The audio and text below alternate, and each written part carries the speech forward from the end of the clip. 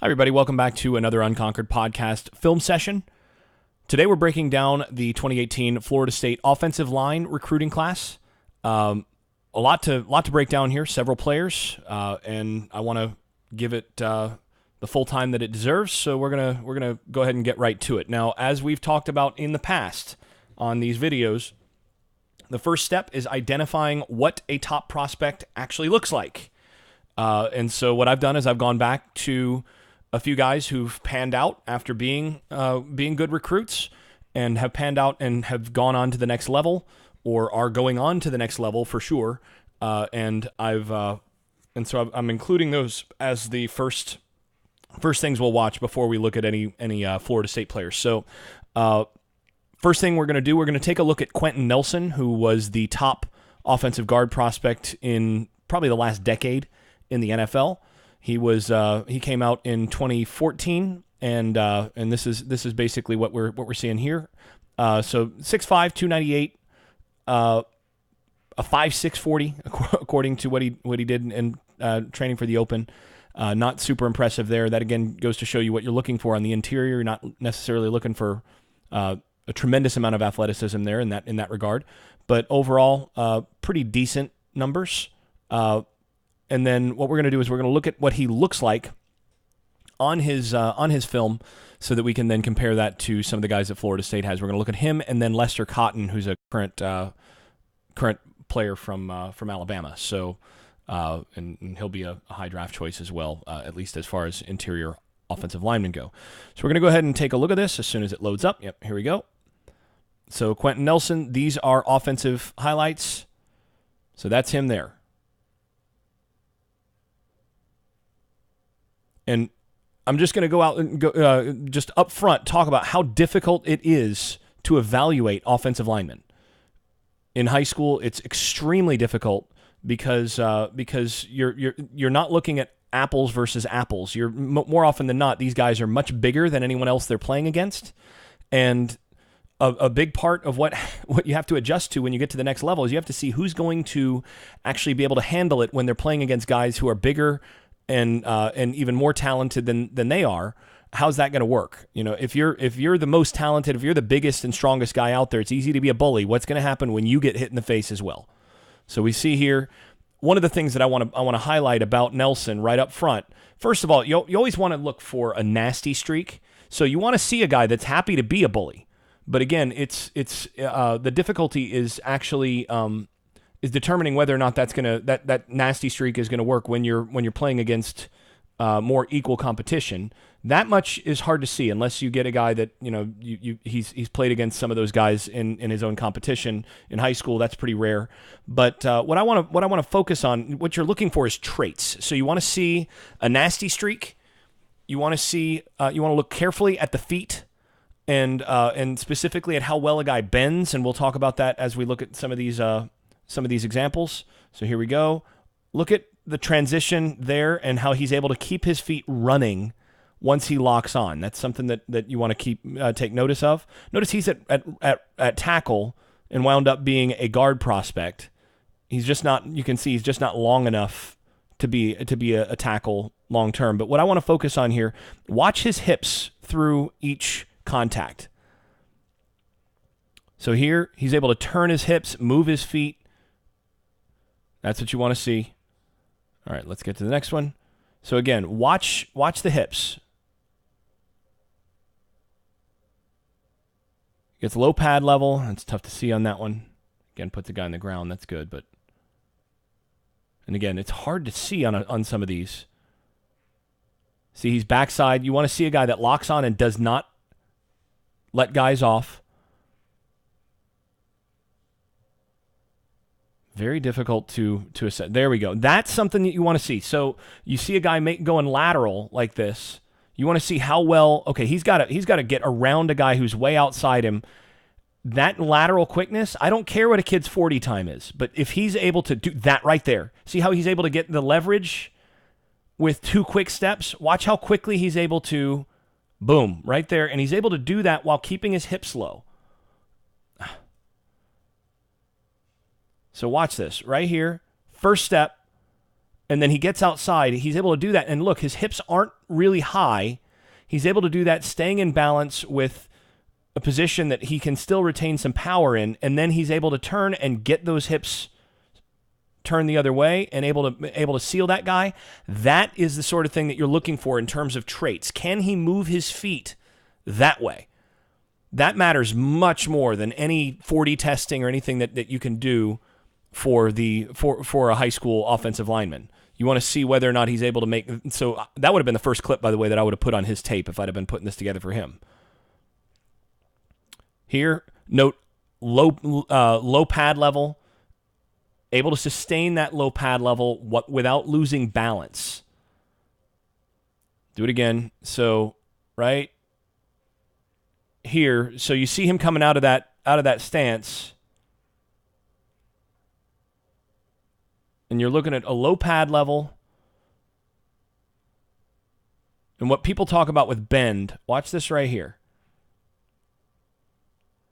He's coming off the ball. His hips and shoulders are at a comparable height, so he's got a low pad level.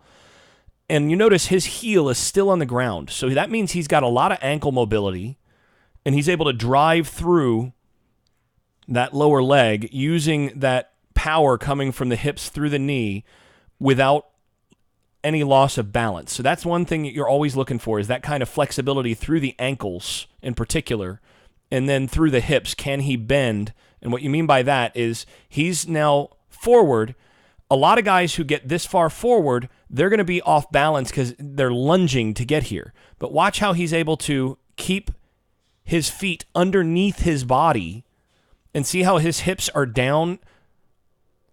You could have that knee a little bit straighter and the hips would be up here. That's what you're going to see with a lot of lesser players, lesser prospects. He's able to keep those hips down, and then as a result, he's able to roll those hips forward and keep power. Now, again, you're always having to assess whether or not a guy is able to do that against a bigger player, but again, the traits are there. That's what you're looking for with this kind of player. And again, you can see the ability to move in a phone booth and then the nastiness. Step over, sort of put the crotch in the face as you go over. There's some, you want to see that. And again, right here, you see that. You see a little bit of a nasty streak. Seeing the guy that wants to bury you and push you down, and then he goes out of his way to step over the guy. You want to see that stuff. So these are all traits that you see with Quenton Nelson. Let's look at Lester Cotton, and then we're going to go ahead and then we'll look at the Florida State offensive guard prospects. So this is Lester Cotton. Cotton is a bigger prospect. You'll see right away. He's 6'4", 328, 5'3", 40, 22 vertical. So these are pretty normal numbers for a good prospect at this level. And we're going to look at, again, some of what separates him. Now, again, he's playing on the edge. A lot of guard prospects for the next level play tackle in high school because, those are your best athletes. Even if they can't play it in college, a lot of times those guys are able to play on the edge in high school because they move better for their size than anybody else. So, yep, you see now that right there, that's something that that you notice the difference between Cotton and this. This is something that Quenton Nelson is a better prospect. He's lighter and smaller, but he moves better. Right here, watch. This is great. That position is fantastic. I'd like to see maybe a little bit more butt back and a little lower, but that's pretty good. But watch what happens here as he drives. He loses his footing. He falls down because he doesn't have the natural balance that you saw from Quenton Nelson. You pretty much never saw Quenton Nelson go down. Never saw him fall unless he was pushing a guy down. He wasn't actually the one that would fall. So Cotton, you see the slower feet at that size, and again, you're just looking at a much bigger player here. Clearly a guard. I mean, Nelson was a guy that maybe a little bit not quite long enough for a tackle, but could potentially project at either one. Cotton here, this is clearly guard film, right? Slower feet, big boy, but can roll those hips.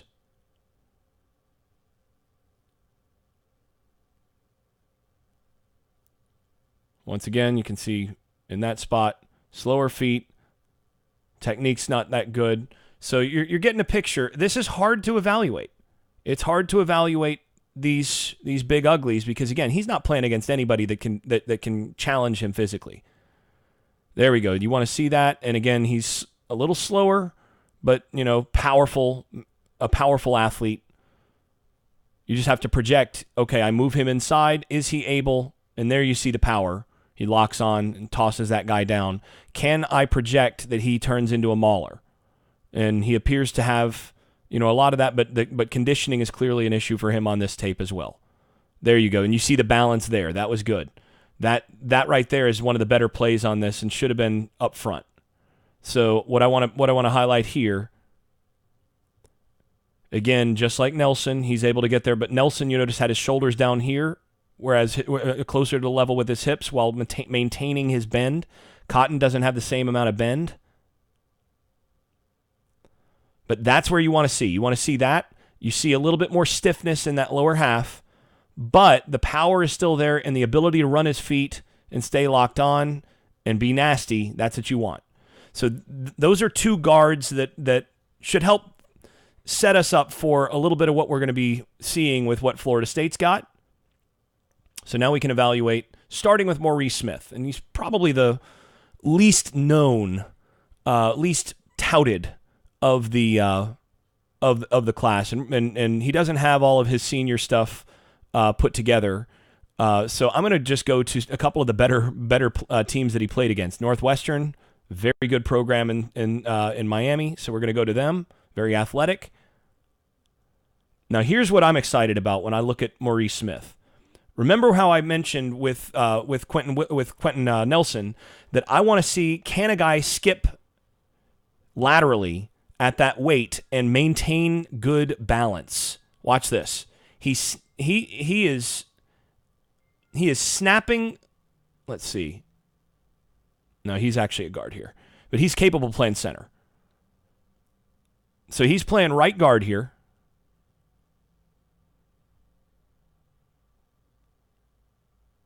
And look at that skip pull, and look at how he's able to stay with good bend and get good leverage, and then right there, bam. Oh, that's beautiful. This is a kid who is nasty. This shows up more than once.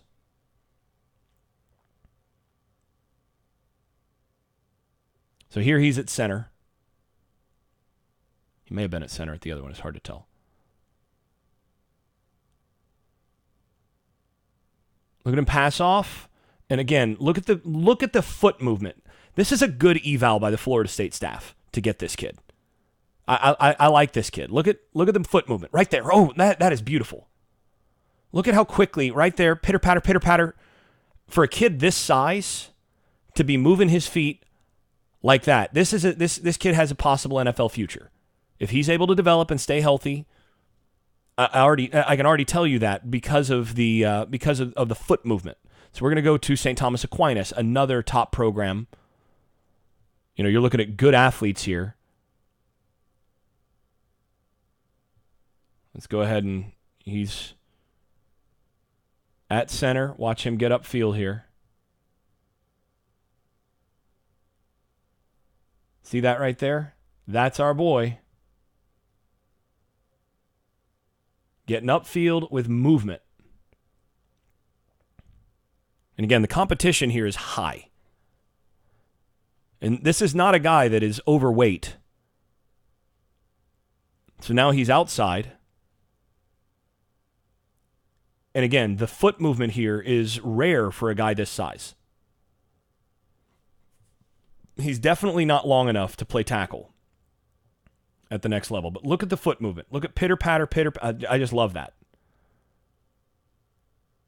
So I'm very pleased already with what I see here in terms of Maurice Smith. He's stubbier, but he has good bend. Here on the edge again. Watch the feet, and again, look at how easily he's able to bend into stance.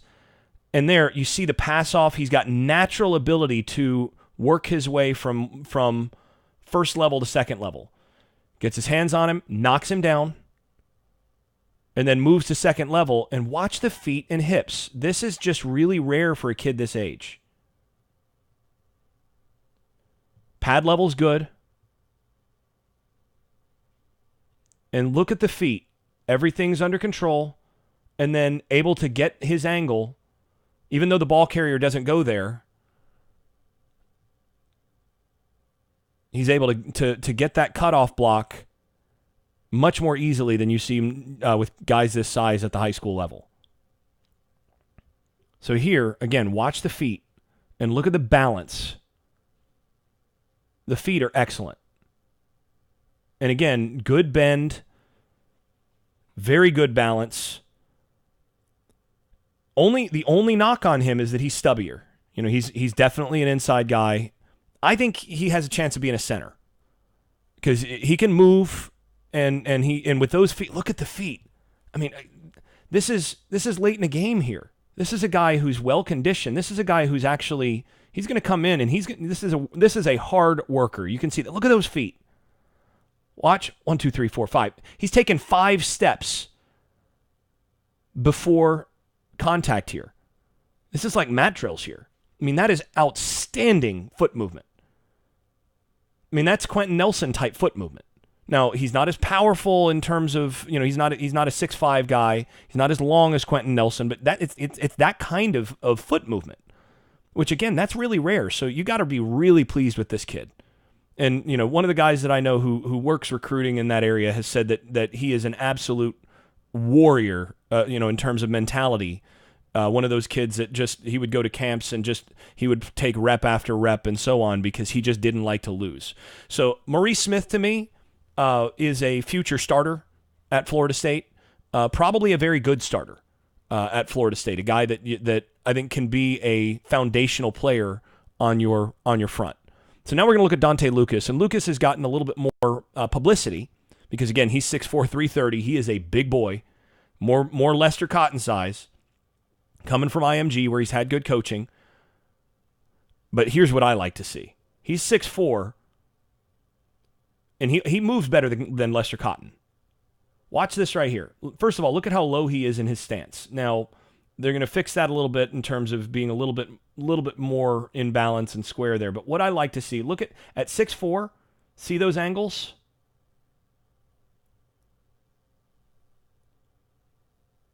Look at how he's able to get low, and right there he doesn't just fall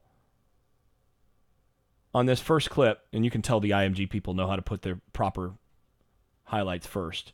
But right there, look at that. He's able to reestablish his position, still has his feet on the ground, still driving with the hips, even though this is there, and he's still pushing through. That's really impressive. Getting that low with that kind of drive at 6'4", that's really, really good. And again, now we get to see movement. So now coming on this pull. Not the quickest feet, but his feet are quicker than Lester Cotton's were on our tape. So, you know, I pulled a couple of guys that are really good players, really good prospects, and I'm not seeing a bunch of difference. I mean, we saw like with the defensive line tape, when I pulled up some elite players from the past and then, you know, compared them to the defensive line class, you could see some differences like, well, you know, not as fluid, not as big, etc. Here, these guys are not worse prospects than the two that I showed before. And again, you see that plays over, he's still trying to throw a guy. Right here, you see how I love the feet on the ground. Watch the heels. Heels are on the ground, driving.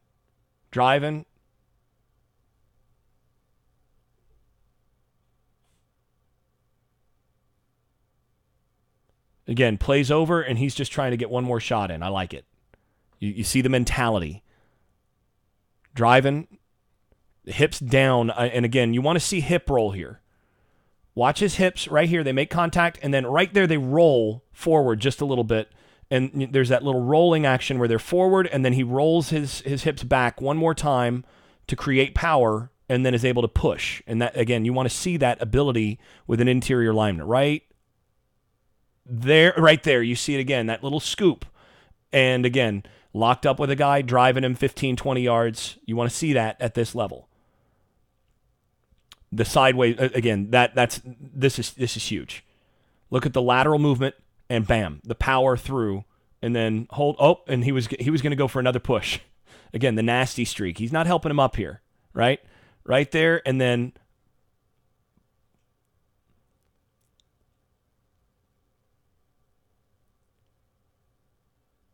again, the lateral movement is there, the ability to move the feet. He's not as quick-footed as Maurice Smith, but he's a lot bigger, and the power is there. This is a kid that I think can play in year one. You know, you hope he doesn't have to, but I kind of expect at this point for this kid to find his way on the field at some point based on injury or whatever else. I think he might wind up on the field in year one, and I don't think that's necessarily a bad thing.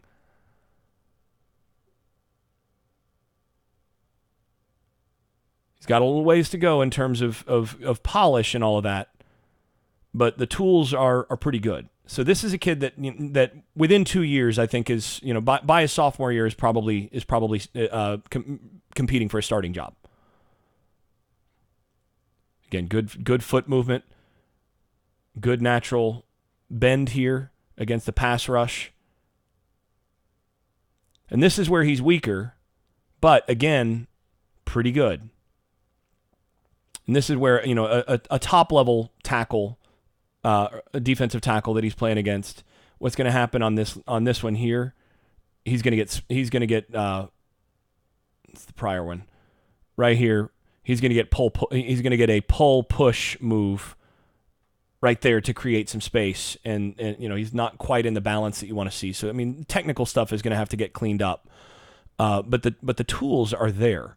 This is, to me, a high 4-star type. I think Maurice Smith is arguably a 4-star type guard as well. I like both of those guys. Different types of players, and again, I think Maurice Smith might end up at center because of the combination of size and just how well he moves his feet and how that allows you to do some things like pull in the center and different things. But I think both of these guys are future starters and guys that can be foundational in your program. So that's two guys that I regard as big time hits at a key position for Florida State. And again, nasty streak. Okay, I don't see a blitzer, so I'm going to put a guy in the ground and I'm going to hit him again. So this is stuff that I like to see. And again, this is where I wanted to end. So let's look at the pull here. You don't see quite the speed of a Maurice Smith, but at 330, that is really, really good. And then getting upfield and getting his hands on another guy, he moves really well for a kid this size. Really, really well for a kid this size. So you can see the ability to move laterally, the ability to move in a phone booth, and the power. All of those things are things that you look for. And then, you know, obviously he has the frame. So yeah, very excited. You all should be very excited to see Dante Lucas in the spring, early enrollee, and also to have him as important depth for next year. Now, next one we're going to look at is we're going to move on to the tackles, which is a more urgent need for Florida State since there really aren't any tackles other than the two freshmen that they brought in. And Jay Williams is a JUCO, so I went to find a JUCO that everybody should be familiar with, Menelik Watson. And you look at 6'7", 305, obviously a top-level athlete. Not sure I believe that 4'6'8", but you know, still a very good athlete. And then we're going to look at what he looked like in JUCO at 6'7", 305, because we all know that he panned out pretty dang well at Florida State. So, you know, we've seen what he looked like there. So now we get a chance to see he's at right tackle here. And you can see the movement.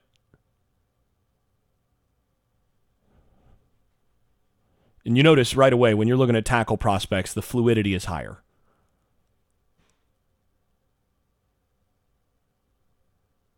See that length and the lateral movement. Film is not as good here. There we go, in terms of the quality of the actual film. Now, right there, you see the balance, you see moving forward. And what I want to highlight here is the fluidity and balance once again.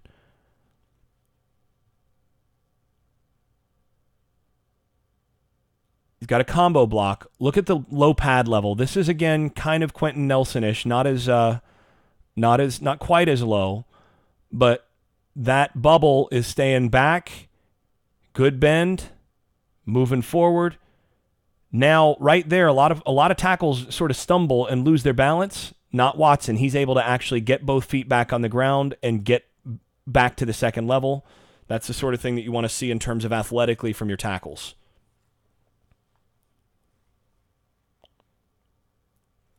And again, that right there, you want to see the ability to laterally slide with fluidity. And it's hard to explain more than you just have to develop an intuition for it to be able to see that, like, okay, that guy looks like he would be, pretty good as a basketball defender. Just looking at the fluidity of the feet. How easy is it for this guy to move his feet like that? And again, look at him upfield. You want the more like a tight end you see a guy moving, the better off that is. Again, watch the feet. That right there, watch how quickly the feet come up and down.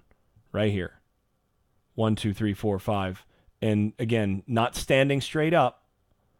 He's able to move those feet while keeping those hips loaded. See that? He's not standing up. That butt is still back. His weight is still over his center mass. And he's ready to deliver a blow here.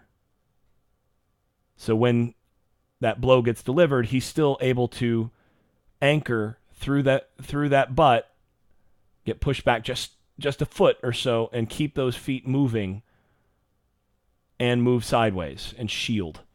That is... Again, this is what you're looking at with, borderline 5-star JUCO tape here in terms of the kind of athleticism that you're looking at. Once more, we'll look at one more here. Again, look at how he's able to stay in balance, and that's just so easy to shield for him. You're not seeing a whole lot of concern about a guy beating him outside. So we'll go ahead and move on from there, and we'll look at Jay Williams, who is this year's JUCO prospect, and he's a little smaller, 6'6", 290. Also very good numbers, though. So we're going to go ahead and let's blow this up. See, that bench number is not real high, so, probably not as strong as what you'd like, although bench isn't that important for a lineman. It just gives you some indication of how much time a guy's spent in the weight room. So not much to get from that first clip. Yeah, we got your big bully. All right. So left tackle. Now, one of the things that I want to highlight here is you'll notice he is not as polished, interestingly, even though Watson was, only a couple of years of football. Williams has a tendency to stand up a little quicker. Watch his shoulders. He's straight up.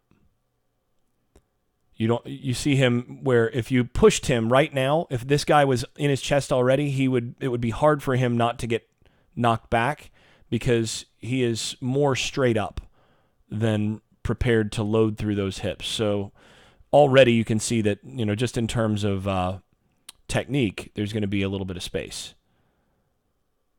that he's going to have a little bit of a gap that he's going to have to get to. And again, you see right there, the first thing that happens. So the first thing that sticks out to me is that Williams is raw. This is real raw. Because what you want to see is you want to see a guy's feet go backwards without him standing up as much. You want to see him skip, little kick step, without rising. And here, he's actually coming up before his feet move. See that? That's going to take some work to break. Up, then feet move, and he's getting a little wide. So this is going to take some time to fix. That right there. Let's go back to Watson just to give you a sense of what you want to be looking for here in terms of the kind of technique that you want to see. Now, they're coming out of one's coming out of a 2-point, the other's coming out of a 3-point, which is a little different. But again, watch. See how Watson is even there? See how low his pad level is as he stays in pass pro? That's different. Let's go to another.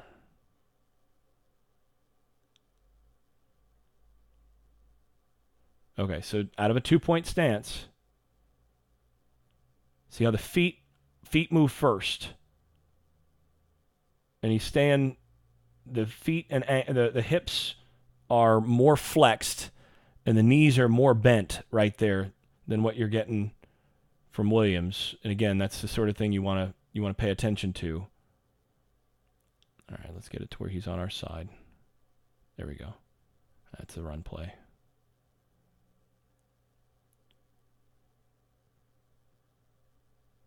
See the angles here. Look at how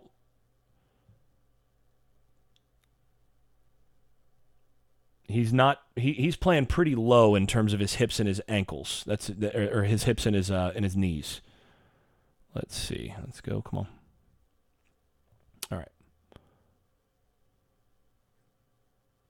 So this is not quite as low there, but you do see a little nasty streak there, some strength. That's not bad. And that's pretty good.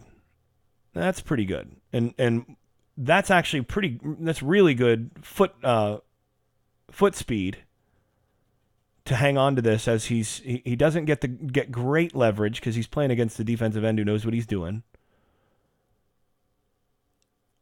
But now watch him run his feet and he dips his hips. He's capable of bending right there. There's a spot right there. You see that right there? Ankle flexibility is there. Heels on the ground. Very good bend through the knee and then through the hips. He's fighting for this. This is while he's on the move and he's able to reset, roll those hips. That's a really powerful position. That's a position a lot of offensive tackle prospects can't even get into. This position right here alone, to me, will get a kid recruited. If you can see a kid that actually can get into that physical position while he's actually moving laterally and able to do that with power, well, I'm now interested. And he's able to do that, keep his feet moving. All right, that tells me that you have the athleticism to play this position at a high level. A little bit of a reacher here. So again, you want to see a guy that the power comes from the hips first. So everything comes from the feet up through the ground, and then the hips strike first, and then it just sort of loads up through the upper body. Here, he's reaching before he actually loads up that lower body. He's kind of leaning here. See that? He's leaning on the guy. And you can see a little bit of underdevelopment in the lower body compared to what Watson was. Watson's butt would have bubbled out to here if you're looking at this, and he also would have a little bit lower pad level. So it just tells you where he is in the scheme of things. But, again, look at the foot movement. That's pretty good. So he's a prospect. He's a player that can play. I'm not sure he'll be ready to play in year one. He might need to. But, this is a kid that ideally would be a redshirt and then a start in year two kind of kid, or some experience. No real redshirt. I think he's got three to play three, so no redshirt. But basically needs to be a year of a backup, ideally, in order to get technique, in order to get stronger, especially through the hips. Yeah, and this right here, this is just really poor technique. See that right there? That position, that's pretty terrible. That's the first spot. It's like, as a sprinter, when you see a kid come out of the blocks, and the first thing that happens is the head pops up, he's losing time. Watch the helmet. Watch the shoulders. First thing, right there. He hasn't stepped backwards at all. He hasn't kick-stepped at all. He's straight up already. And now he's here. Against a good defensive end, he's going to be flat on his back because he'll get his shoulders or his hand on his chest before he even moves. Or that guy's going to be around the edge one way or the other because he's got to be able to kick step and stay lower. Now, good hand fighting. I like his violent hands, but standing straight up, that's just not good enough. So the technique is going to be something that's going to have to develop. But again, that's really good right there. I like seeing the foot movement. One thing I will say, they did a really good job of getting kids that can move their feet. See, he's beat there, and then he's able to move his feet well enough to maintain contact. So, overall, a good prospect. Again, good feet, able to lock on. I think he's better as a run blocker right now than as a pass blocker. But, a guy that has good potential for, say, a year from now, ideally, but can be a good player in the system.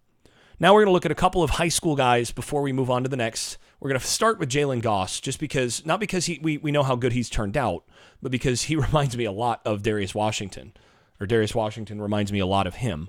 So we're going to go ahead and look at Jalen Goss. And so a lot of this stuff is him younger. So, that's a bit of a problem. But it still gives us a sense of where he's at as a prospect here. This is with him at about 250 pounds. So, he was about 15 pounds heavier as a senior. He's only about 270 now. But again, you can see long, really, really good, really fluid feet. Almost, he looks like a tight end kind of, but with a good bubble. Now, what I don't like to see here is, you notice when Quentin Williams was down in this stance, his heels are on the ground. See that? Heels are off the ground here. That tells me that there's needs to be some improvement in ankle flexibility as he learns to get into a better college stance, one that can be more powerful. But good power through the hands. And again, a lot of guys go down there. You can see the fluidity through the lower body. Fluid feet, long, live body, and then again movement through here. Delivers a punch, considering he's not 300 pounds like a lot of top tackles. A little narrower base, but again the feet are there, and this is him young. So this is I think sophomore film for him, or is maybe junior film.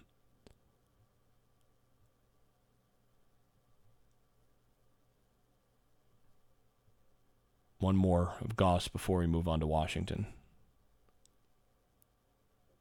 So again, you see the fluidity in how quickly he's able to move from point A to point B. Got some good players with him there. Valdosta. All right. We're going to move to Darius Washington. And Washington is an interesting player to me. Another guy that I think they did a really good job of evaluating. I mean, he's a trim. Got to remember his weight. He's 285, so a little bigger than Goss, certainly. Big enough. But it's you see that he's a little long in the legs. Now I like seeing the flexibility here, but again, see how bigger bubble than what you've got with Goss.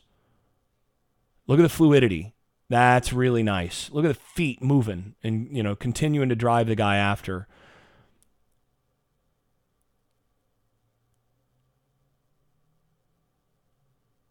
That's just really natural. Really, he's got a spongy quality to his legs. And again, low naturally, not quite as natural, say, as Goss in terms of being as agile yet, but he's a lot heavier.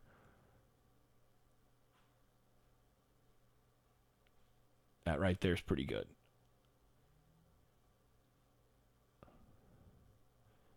And again, I love watching here. He gets locked onto a guy right here. Watch. First of all, notice he's not standing straight up. He's sinking those hips as he kick steps.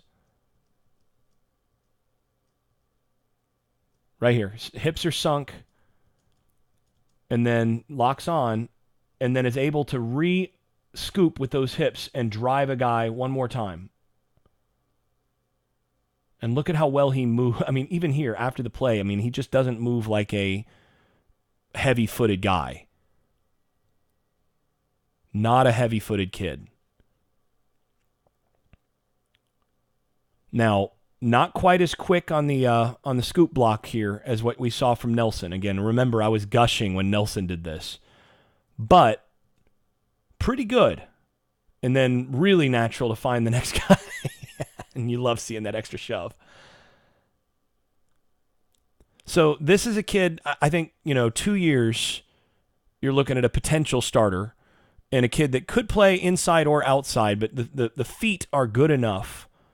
Again, this is a Florida State level prospect. The feet are definitely good enough. The hips are natural. Probably squats a good amount for his size at that, in high school. Kid that, I think has a lot of upside. So I like this kid a lot. I think it's a good thing that they took him. I think he's a definite 3-star with potential to be a next level guy. And again, the balance there, I love it. A potential to be a starter. The kind of kid that has a pretty high floor. Pretty high floor. I mean, you keep kids like this on your roster, and by the time he's a junior or senior, you at least have somebody who can play tackle pretty well. And he does not look likely to me to be one of those kids that blows up and ends up 400 pounds. So you're always going to have a kid that's at least fluid enough to play this position. So I like the kid. I think he's a good prospect. One of those kids you have to have on your roster, and again, a good find late in the process.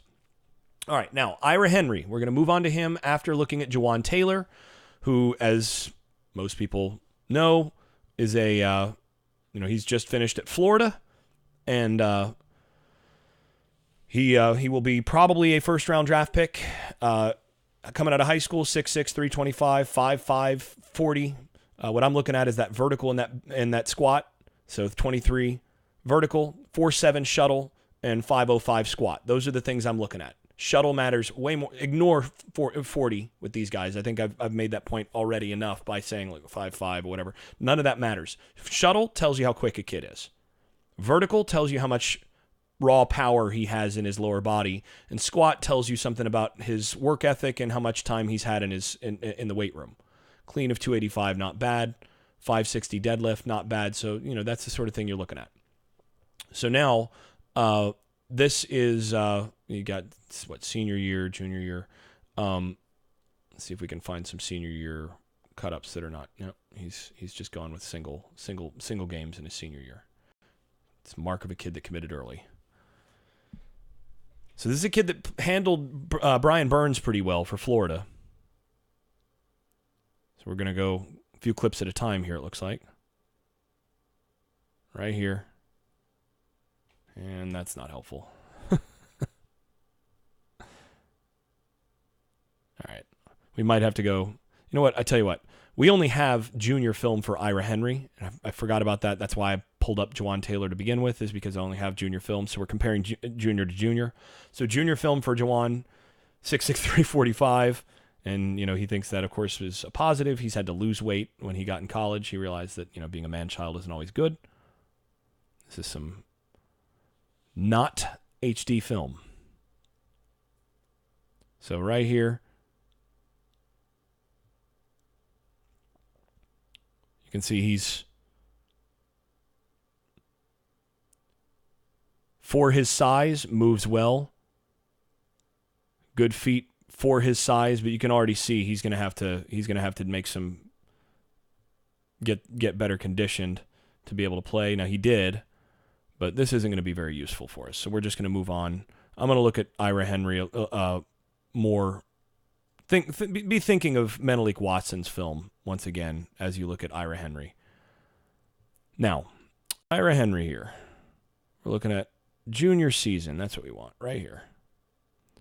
Don't have access to senior. Now, he's 6'5", 298 according to this. I think he's about 310, 315 now. Somewhere in there. He's just over 300 pounds. So we're looking at junior film. Now, first thing I want to highlight here, that looks like an Alabama offensive lineman. Now, yes, some of it is just the uniform. But look at the arm length. Look at the size. Look at how trim he is here. On the hoof, I love it. I see a kid that belongs.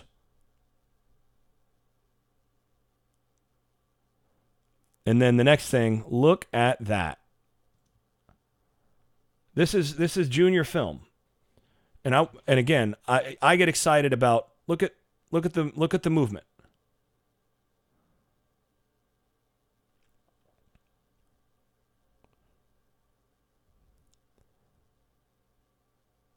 The foot quickness is there. Playing defensive tackle. I love seeing guys that play defensive tackle, that play both ways, that are excellent athletes. Look at the movement.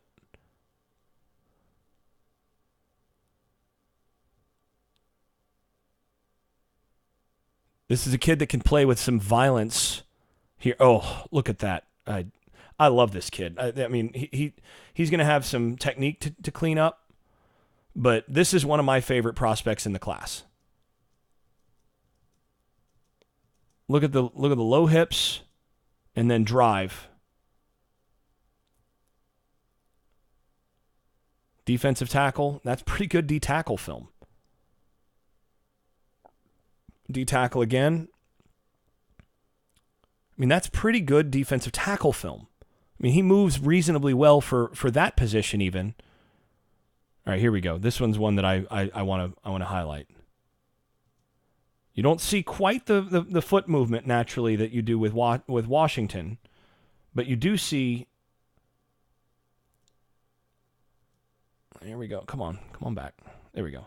You're not going to see quite the natural foot movement you do with Washington, but he is a bigger kid, a little stronger. It's going to take him a little bit, but I like what I'm seeing. Where are we at? And that's not going to.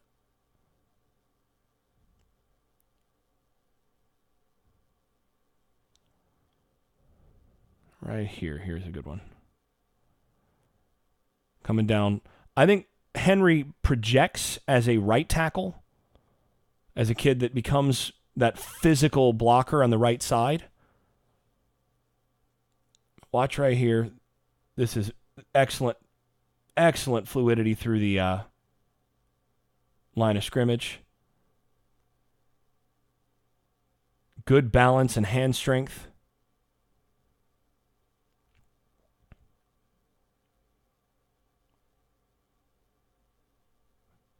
Playing with a punch there. Where are we at? There we are. On offensive line again. Oh, no, that's defense. Again, look at the movement. And this is a kid that's playing both ways, so he's playing with fatigue here.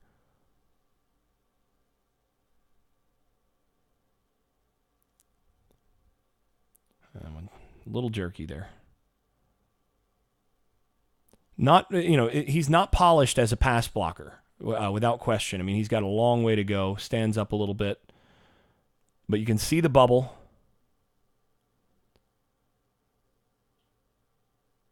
You can see the feet are okay. Is he going to help in year one? Probably not. Can he help in year two? Very well, maybe. By year three, you expect this kid to be a really good player.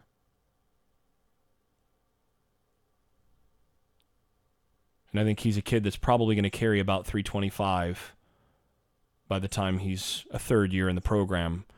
Again, I really like what I see here. The feet are not as good as Washington's. But as a right side guy, and I think Washington, you recruit for a left side. This is your right side. I think you got a guy that can play.